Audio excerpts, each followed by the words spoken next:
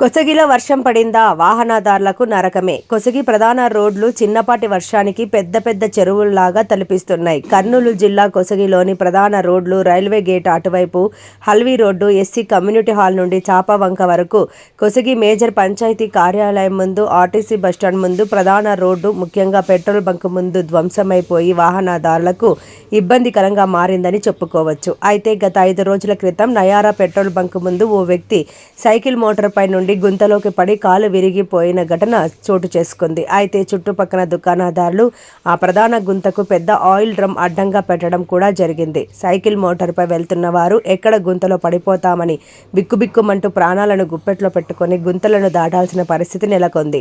ప్రజలు అటువైపు వెళ్లాలంటే భయపడుతూ ఎక్కడ కింద జారి కింద పడిపోతామేమో అన్నట్లుగా బిక్కుబిక్కుమంటూ వెళ్లవలసిన పరిస్థితులు ఉన్నాయి.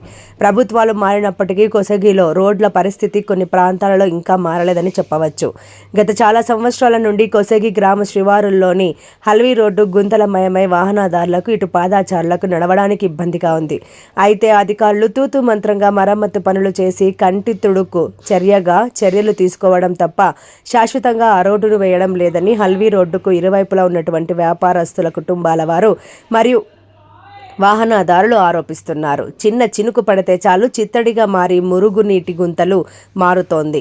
ఈ రోడ్డులో ప్రయాణించాలంటే వాహనదారులు బిక్కుబిక్కుమంటూ ముందుకు సాగాల్సిందే. ప్రతినిత్యం వందలాది వాహనాలు ఊరుకుంద దేవాలయంకు ఇటు హల్వీ వైపునకు వెళ్తూ ఉంటాయి.